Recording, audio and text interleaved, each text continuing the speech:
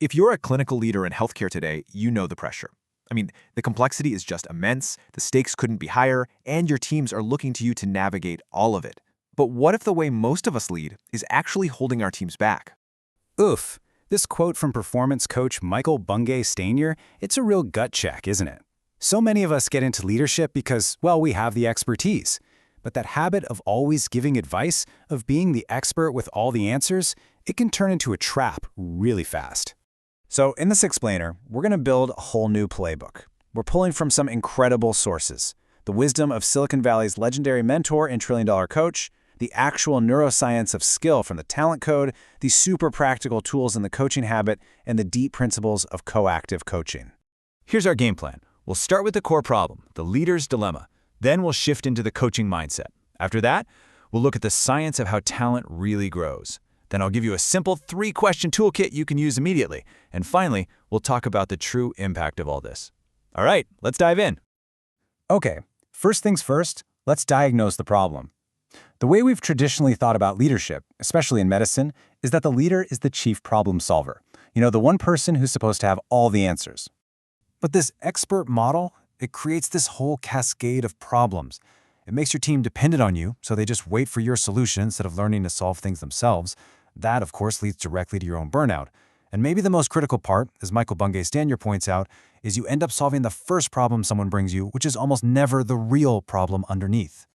So, what's the alternative? It's a huge shift, really. It's moving from being the director of tasks to becoming a developer of people. And that is the absolute core of the coaching mindset. Now listen, this is not about you becoming a certified coach or blocking out hours and hours for formal sessions, no. It's about a small, but incredibly powerful change in your default behavior.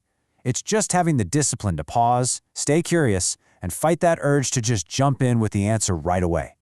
This slide just lays it out so clearly. On the left, you've got the expert model, and it's all about my knowledge, my solution, my direction. But the coaching model on the right, which was championed by the legendary coach Bill Campbell, is all about we. It's about asking questions to build your team's skills, not just showing off your own. And this whole approach is built on a foundation of genuine respect. The coactive coaching model really teaches us this. You have to start with the belief that your people are not broken. They don't need you to fix them. They already have the capacity to find their own answers.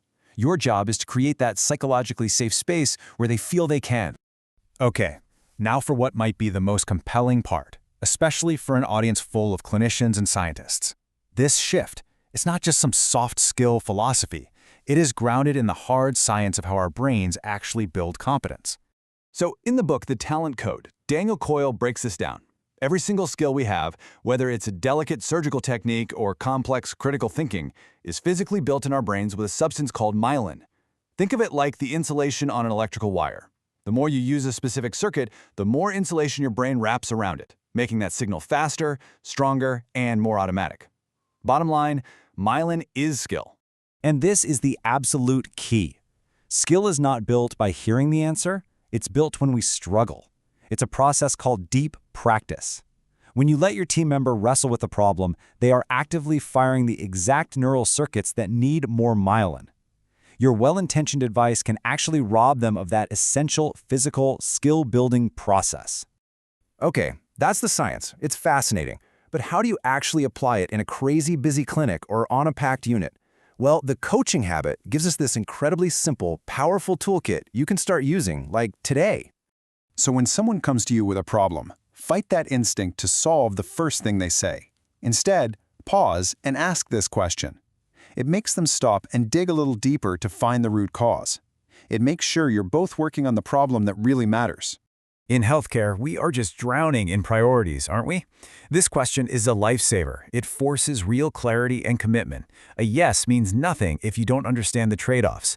This helps your team make smart, strategic choices instead of just piling more and more on their plate.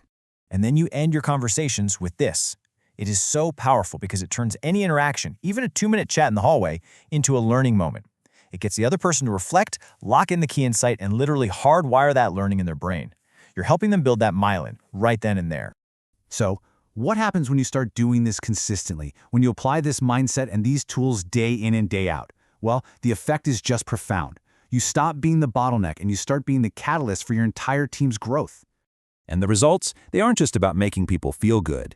We are talking about building a team that is more competent, more autonomous, and way more resilient. They solve problems better because they're practicing every single day. And the direct result for you, that burden on your shoulders gets a whole lot lighter. This quote from Trillion Dollar Coach it captures the absolute heart of this leadership style. Your job isn't just to manage people, it's to see the incredible potential in them and create an environment where they feel safe enough and courageous enough to step into it. So what's the big takeaway? Don't try to change everything overnight. Just think about the very next conversation you're going to have with a member of your team. How can you stay curious for just 10 seconds longer?